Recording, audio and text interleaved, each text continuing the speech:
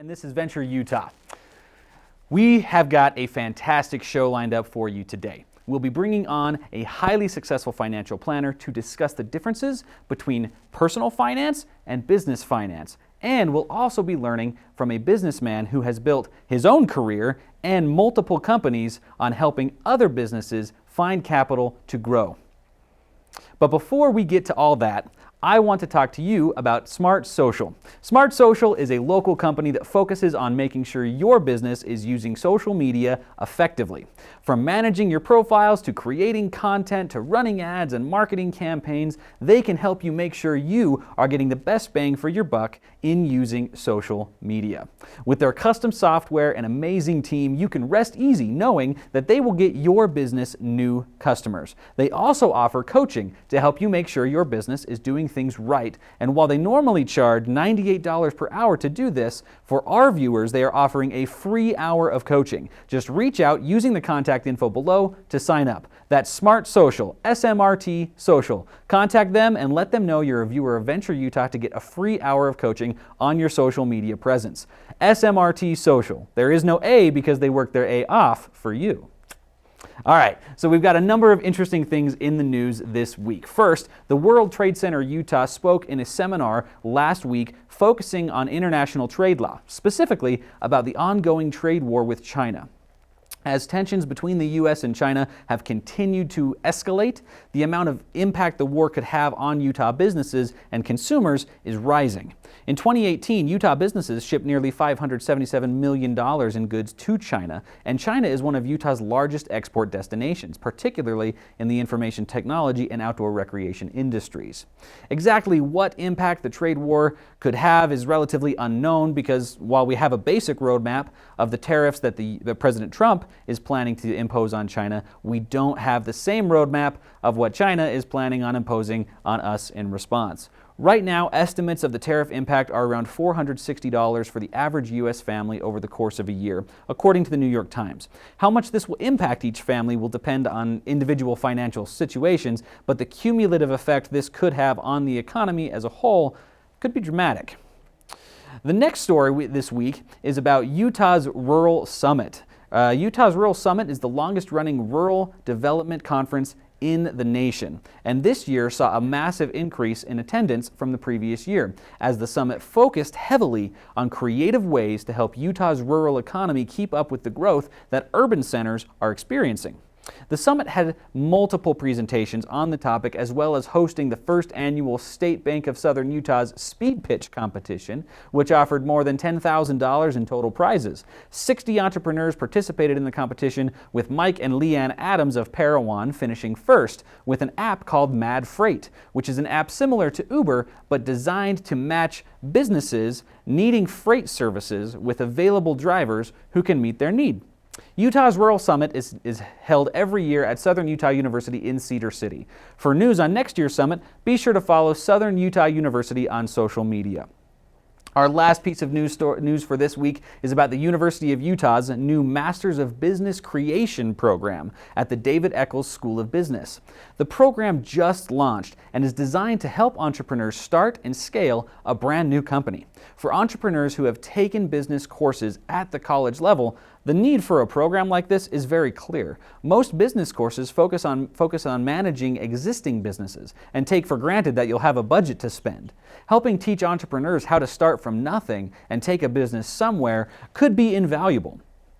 The program is 9 months long and combines basic business curriculum with activities and structure designed to accelerate the launch of their businesses. To enter the program, students, or founders, as the program refers to them, must already have a business they are committed to launching. It's always great to see programs and training come out to help entrepreneurs realize their dream. In a moment, I'm going to invite on Bob Aamodt, co-owner and certified financial planner from Rockhouse Financial, on to answer all my deepest questions about personal and business finances. But first, I want to talk to you about NC Payments. Jared Lee with NC Payments is located in Centerville, Utah. He handles all things credit card processing. If you are a business and are accepting credit card payments, Jared would love the opportunity to take a look at your current processing fees. There's no cost and no obligation to have him do an analysis. Whether you are a new startup or a large multi-million-dollar company, NC Payments has the options to customize credit card processing to your needs. They have unique tools that can help reduce costs and allow you greater access to get paid more easily from your customers. They are endorsed by many local banks and credit unions, offer no contracts, and have no cancellation fees. They also offer help and guidance to help you become PCI compliant and lower your rates even further. If you are local, Jared would love to come stop by and meet you to explore different options and cost savings for your credit card processing. If you aren't local, he'd love to set up a call with you and provide the same level of service. To reach out to Jared, just use the contact information below and make sure to let him know that we sent you. All right. Now I'm very pleased to have Bob come on. I do know Bob personally, and he's a friend of mine, and I cannot wait to pick his brain on these financial topics. Bob, thanks for being here. Thanks. A pleasure. All right, so real quick, let's get some background on you. How long have you been doing financial planning? 22 years. That's a while. That's a little bit. Yeah. Has the industry changed much in the 22 years? Oh, significantly, yeah. What would you identify as the biggest trends or changes in that time? Just all the technology advancements that we bring to bear on the client's behalf, really. 20 years ago, you'd get every month you'd get a stack of paper statements from the mothership, whatever that mothership was, and you'd manually go through every single statement for every single client. Oh, wow. And now, of course, everything's automated. All the monitoring's automated. You can put in tolerance bands on what you want to see for every single client and customize those. And then every Monday morning you hit a button and it just runs, and you can know exactly where millions of dollars are, rather than manually trying to understand it and then creating spreadsheets to understand it. I'm guessing reaction time is also faster. Yeah. Like, you have the tools to get the information quicker. Yeah. Which could have a downside. I guess the market could be more volatile. I don't know. But so really the reason I wanted to have you come on, Bob, is to talk about the differences between a personal plan, financial plan, and a business financial plan. Right. So, just using that as a prompt, what's the first thing that comes to mind as a difference between the two?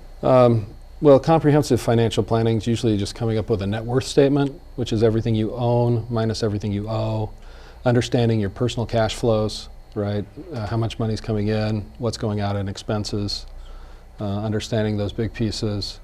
And then thinking about objectives. When do you want to retire? Do you want to fund college for the kids? And any other goals that you might have financially that you want to accomplish. Maybe it's getting out of debt, maybe it's buying a house, maybe it's buying a second home. So there's a wide range of goals. So you take all of those objectives, overlay them over what the current situation is by understanding the net worth and cash flow. And then you forecast that and say, okay, are these achievable, and when are they achievable, and what would you have to do to make them happen? So that's kind of the fundamentals of personal financial planning. And then you overlay onto that estate planning, which is wills, trusts, personal directives, powers of attorney, entity structuring. That's all part of the estate plan. You overlay on top of that all of the insurance planning. So for all the liabilities that you potentially have and all of the risks that you have, so that would be life insurance, disability insurance, long-term care insurance, health insurance, property and casualty insurance. So having all of the insurance pieces in place. So that's a piece of personal financial planning. And then you have we did estate tax planning. So are you doing everything possible to pay the least amount legally to the federal government, right? I like that. So that's the tax plan. And then on top of all of that, you have an investment plan. How are you going to allocate your dollars, right? Having an adequate cash reserve is primary. Second is other safe type of investments, liquid investments, and then all of your private equity and private investments. So that's all of a comprehensive personal financial plan. And so as a financial advisor, when we engage with a client, we just want to go through all of that and make sure that no stone is unturned in regard to somebody's personal financial plan. When someone's a business owner, then you add on top of that entity structuring. So how is the business going to be structured from a legal standpoint? And how does that interplay specifically with the tax plan? Because how cash flows come out of the business and enter into the personal side of that equation is very important to be very tax efficient. So whether it's an LLC or an LLC with an S corporation election, or just a straight S corporation or a C corporation, or a sole proprietorship, what's going to be the best structure for that individual business owner? Okay, so the best way for a business owner to look at their business finances is an extension of their personal finances. Absolutely. Something on top of that. Yeah. Okay. I mean, because ultimately the business is usually the largest asset that the business owner has. It's also where they're taking the most risk. They're taking cash flow risk, they're taking business risk, and so how is that going to impact the personal financial plan is very important. Gotcha. And really, to me, one of the most important things, besides operating a really good business and understanding how a business runs, Sure. Once you've got that, if you've figured out the business recipe, well then let's make it really efficient from a tax perspective. And then ultimately, part of business planning is figuring out what is the exit game. When are you going to, so everyone's going to leave their business whether they like it or not, right? And so how are you going to exit the business? How are you going to transition that business to someone else? Are you going to sell the business? Are you going to ride it for a long career and then transition it? And so these are conversations that we're having all the time with business owners to figure out that plan to get the most value out of the business so that those personal objectives are met. So are the steps that you take with someone who is either just starting or about to start a business, are they different than someone who comes to you after a few years in operation? Yeah, I mean, because usually at the startup phase, cash flow is very limited, right? Budgets are tight. A lot of times the business owner hasn't figured out what the right recipe is for success, right? What's actually going to make us money? Where do we need to expend money to make money? Where do we expend money that's just going to be a waste of money, so let's not spend it there? That's the fun of starting a business, right? Is figuring out the right recipe. I don't know if fun is the word I would use, but yeah. It's No, that's exciting. But so compare that startup phase where cash flows are tight and you're experimenting with what that recipe is, compared to someone who knows the recipe, they've got great cash flows, right? Or at least some cash flow. Yeah, the business owner transitions then from being cash strapped to positive cash flow. Okay, now we can utilize that cash flow, we can be tax efficient with it, we can use qualified plans, so we'll start up retirement plans or other benefit plans, right? And utilize all the perks associated with business ownership to the benefit of the business owner. I am curious about the different roles that debt plays with a business finance as opposed to a personal financial plan. Because in many cases, businesses will get a startup loan, and they utilize that money to then grow that cash flow and increase that. On the personal side, debt is typically not incurred I guess except for the possible exception of student loans, but other than that, debt's not typically incurred for that reason. How do you approach questions about debt like that from business owners? You just have to understand cash flows and the potential cash flows, and then the risks that you're taking on from a cash flow standpoint. And so whether you use a formula to determine what that is, or so for example, we will typically not want to exceed 20% of cash flow in debt payments. That's kind of one of my rules of thumb. I think anytime you're exceeding 20% of cash flows, it becomes risky, or significantly more risk. So if you're doing $10,000 a month in sales, then you'd have $2,000 or less in debt payments. Is that? That would be a good rule of thumb. Okay. But it's very dependent on the individual situation. That makes sense. So, and I actually took out a business loan when I started Robin Hood Studios. It was just a small loan, but that was definitely a consideration I had. Although I didn't put it down to the numbers as much as I probably should have. For business owners who may be in a similar situation, wondering whether it is a good idea, and they just need a few questions answered. How do you work with that type of customer? So we talk about what structure they want. To me, the big question is is, do you issue equity or debt, right? Do you give up a portion of all of your future earnings forever by giving up equity, right, versus taking on debt? And to me personally, debt's far more appealing than giving up ownership. Interesting. Because once you give up ownership, whoever you gave that ownership to for capital, right? So you're exchanging, here's a piece of my company for some capital right now to run my business. You're trading that capital for a piece of your income forever.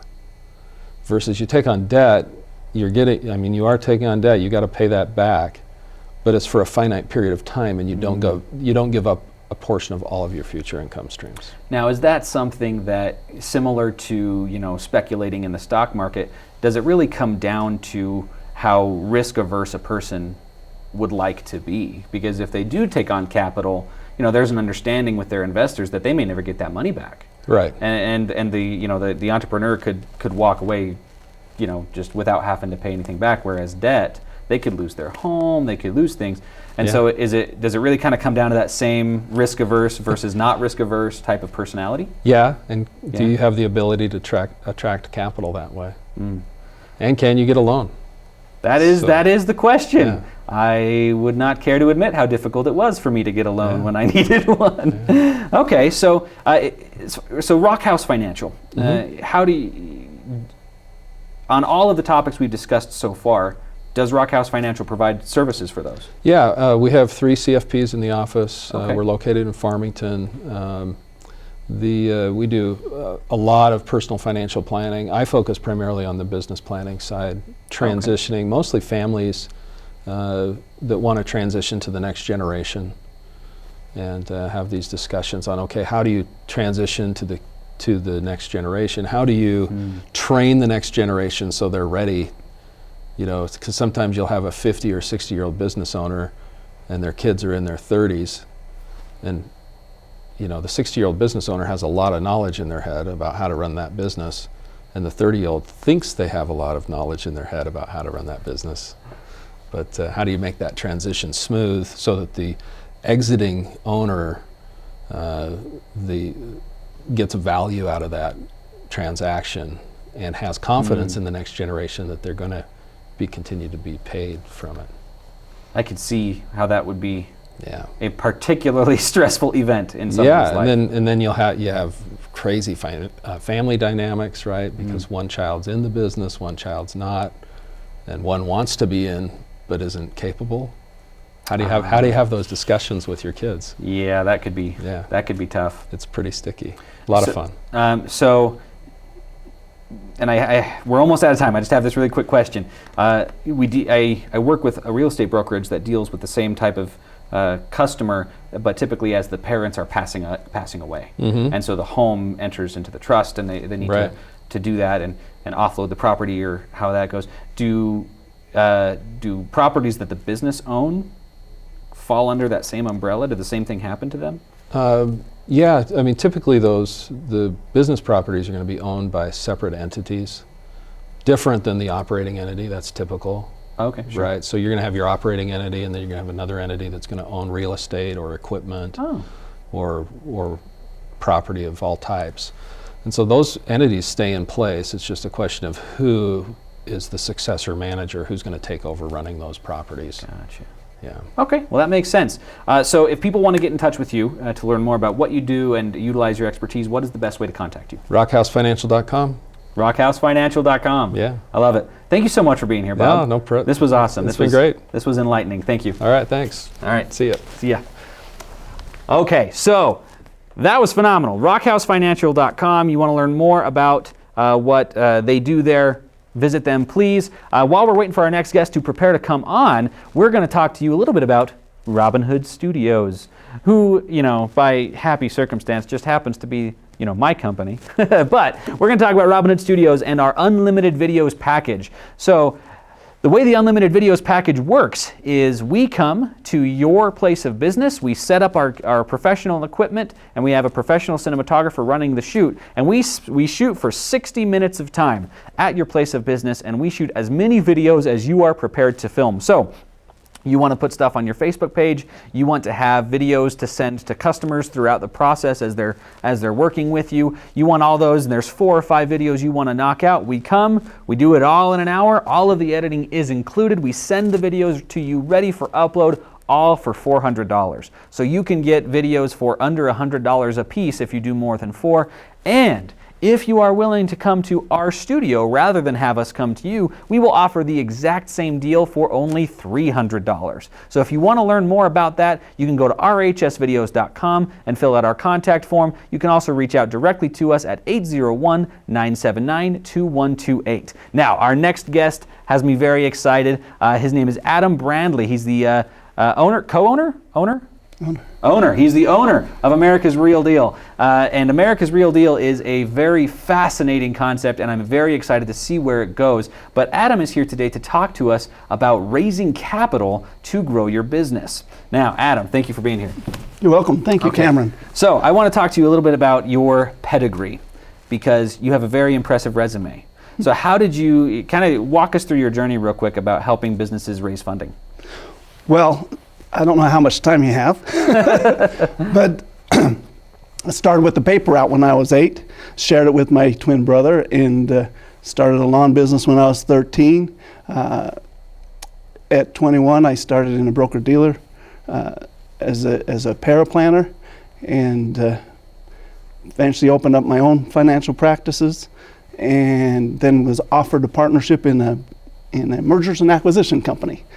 And enjoyed that, loved that. That was just a lot of fun. And then, and that was actually partnered with the guy who owned the broker-dealer firm, who came afterwards, saw what I'd done in building the financial practices, offered me equal partnership with the guy who was the president of the Private Industry Council with Norm Bangerter. And here I was, a young punk. And it was a great learning experience. And later I got into retail and distribution, and and then we owned a broker-dealer firm out of Sacramento. And so learned a lot about compliance and working with the Securities Exchange Commission, and working with business owners that needed capital, and of course working with investors that wanted a good, fair return on their investments. Gotcha. Okay, so you've run the gamut, sir. You've done quite well. Well, It's been fun, but what happened when I retired from that brokerage is companies kept coming and saying, we really need capital, and there were some changes in the law that are in the rules that the Securities Exchange said, if you're going to be an accredited investor, you can't, and that means having $1 million in net worth, you can't include the value of your home. Problem is, most people's wealth is in their home. So that meant 3 out of 4 people, they were raising money from these private businesses, because you could really just go to accredited investors if you're a private business. 3 out of 4 of them didn't qualify. And the last one in 08, 09, 2010, really didn't have a lot of money. And were holding on to everything they had.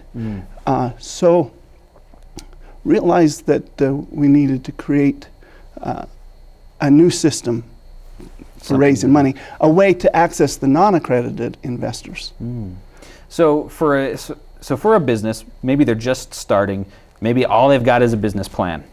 If they want to seek capital, they want venture funding, venture capital, how do they even start? What website do they go to? Well, there's a lot of incubation centers and consultants and advisors, and we can certainly send them there to get their house in order.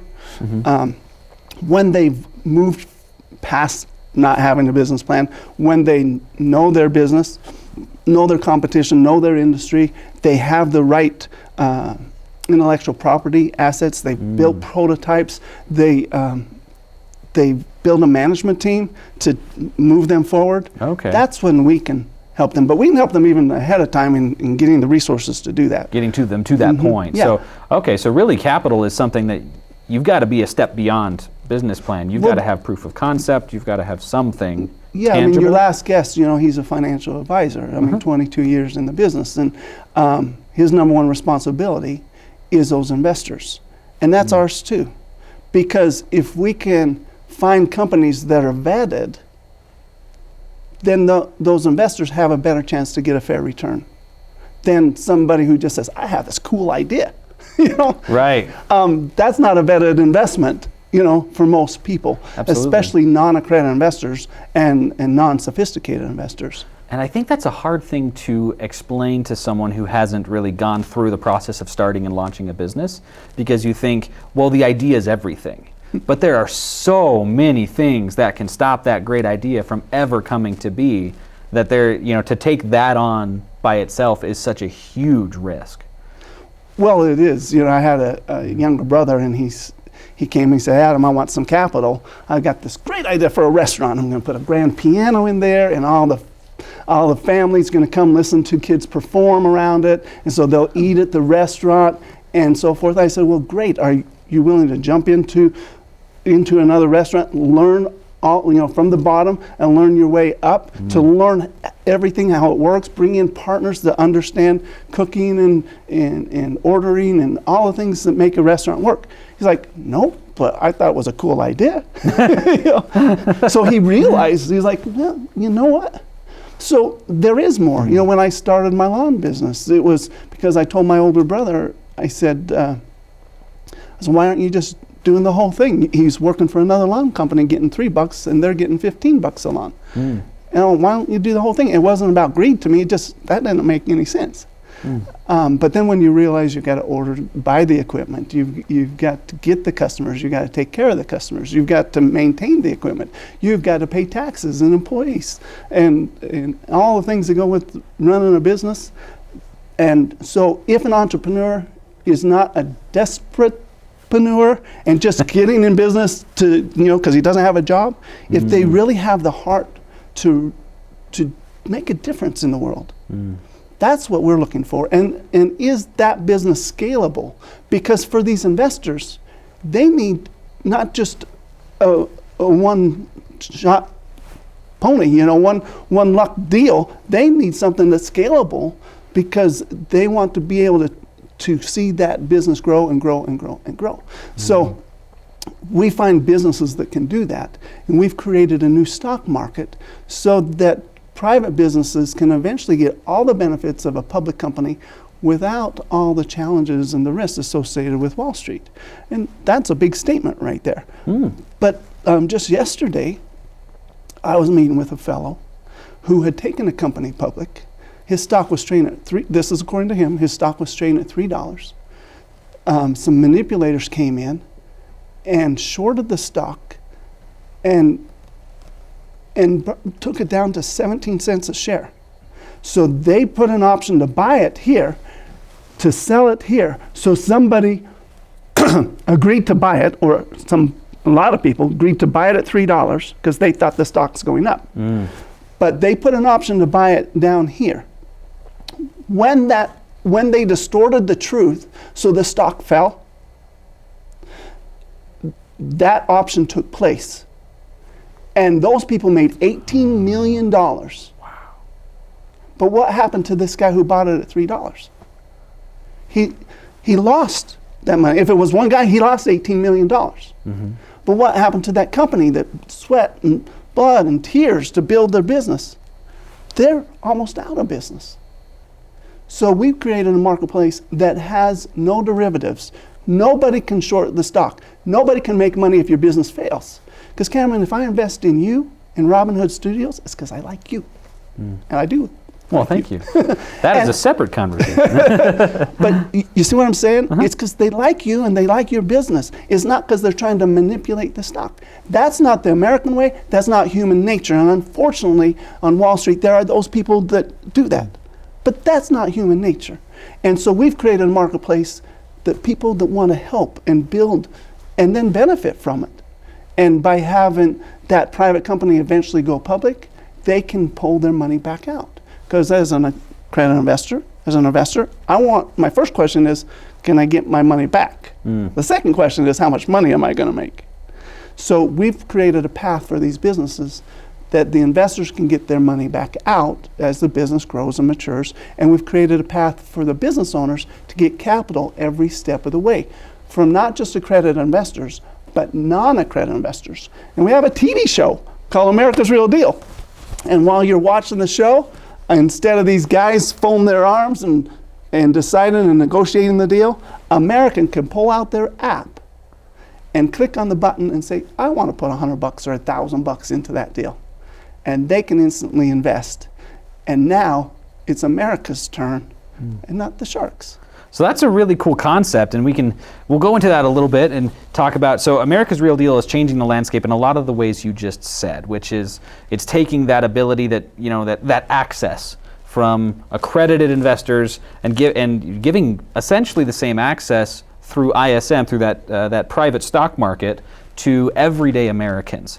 Now, that, I think, for those of us who may be looking to invest, that's a really exciting prospect. For business owners who are looking for people to invest in them, they still need to go through the same steps, because they're still going to look for, well, not, and what I mean by that is, you still need to be a step beyond a business plan. You still have to have reasons for people to believe. Well, at that level, we have a third-party CPA review their financials. We have a vetting organization. We have the SEC sister entity, Edgar, that does background checks on all the officers and directors. We come in with a fine-tooth comb as if my dad is going to invest. Now, not every deal is going to win.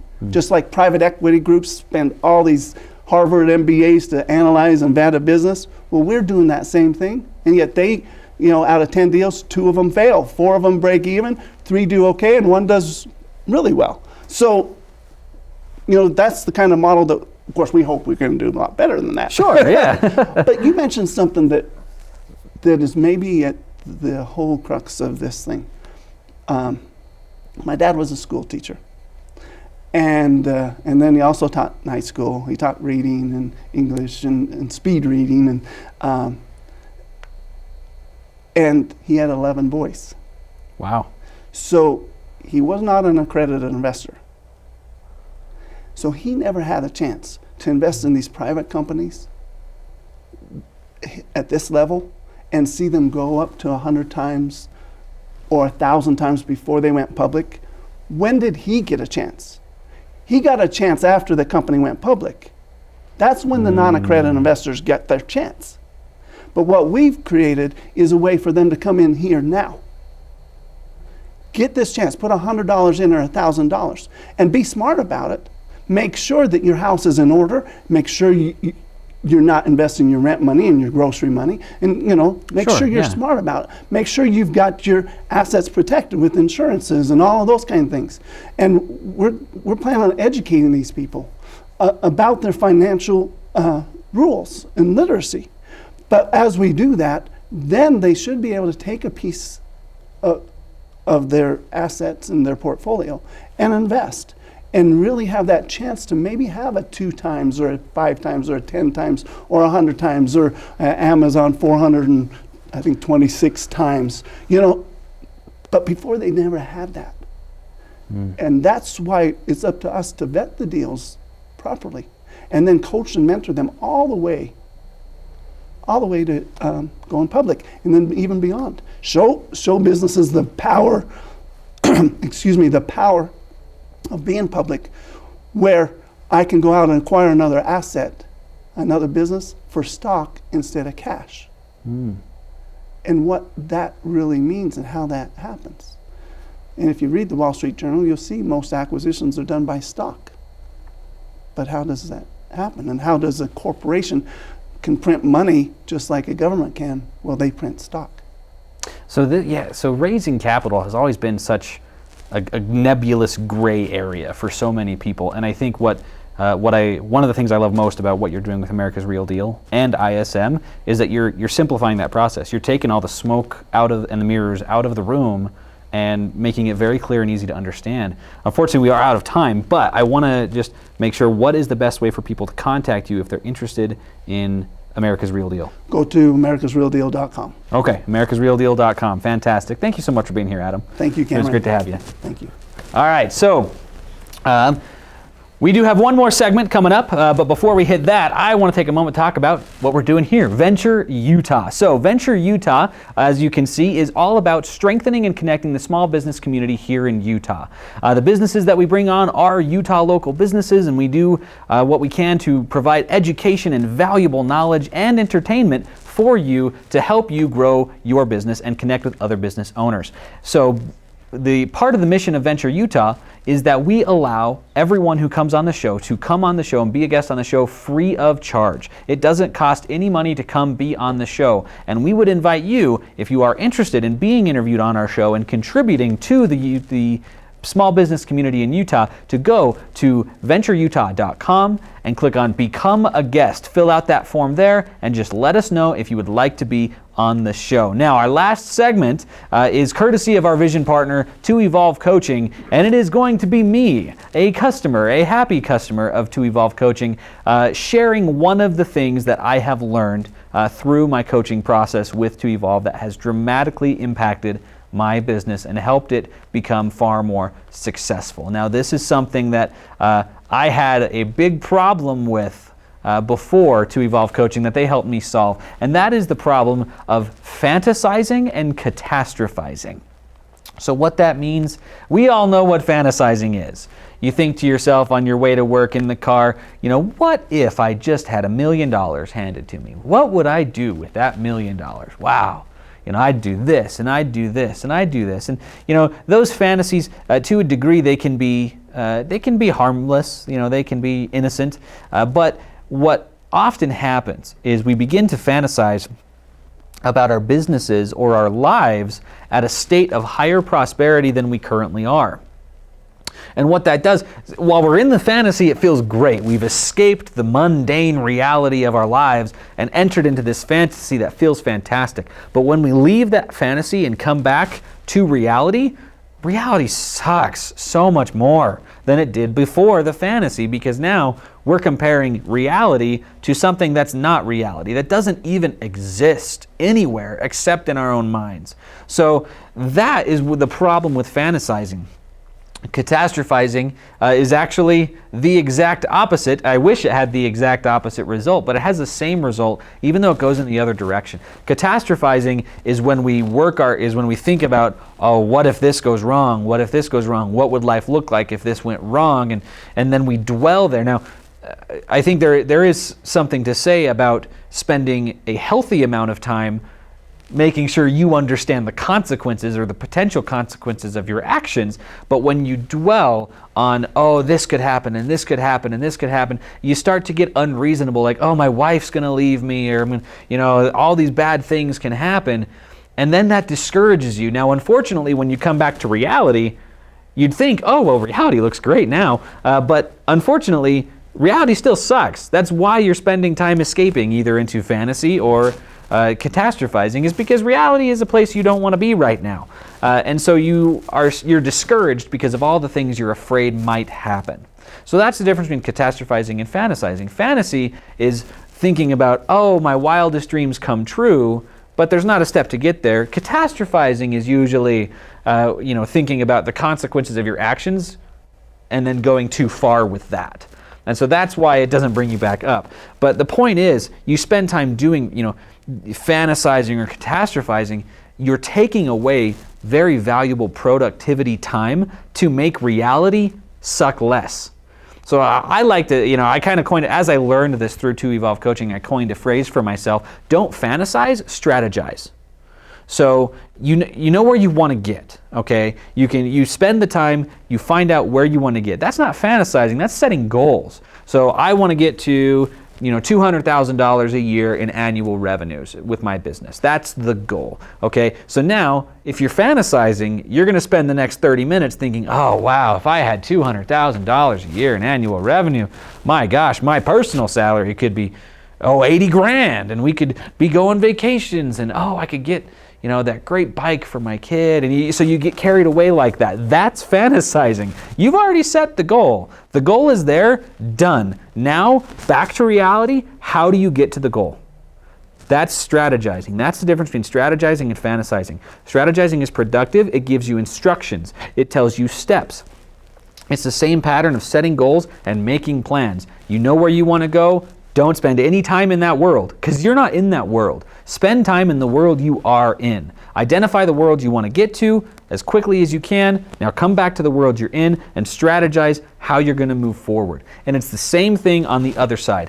Don't spend time catastrophizing. Make sure you understand the risks. For example, we talked about, taking on debt for your business. Okay, well, that's a decision that could have very real negative consequences if things don't go the way you want them to. So you have to take the time to acknowledge those, but just acknowledge that they exist. And now, instead of wallowing in those terrible things and working yourself up into a frenzy or fear or anxiety, now you strategize. Strategize how to avoid those things. Okay, do I need to borrow as much? How much exactly do I need to borrow? Do I need to over borrow a little bit so that I can get the first few months of payments before this revenue stream starts to kick in? How do I know, how can I be sure that what I'm borrowing money for is going to provide the return I think it will?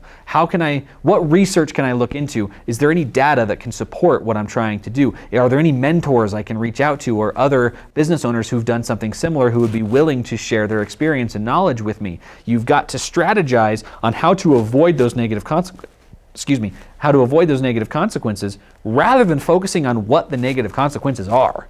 You already know it's going to be bad. You don't need to dwell on the details of exactly how bad it's going to be. Bad is bad, good is good. That's all you need to get. Now strategize. How to avoid the bad, how to acquire the good. And that is a mental shift that has helped for me personally, primarily in how productive my time is.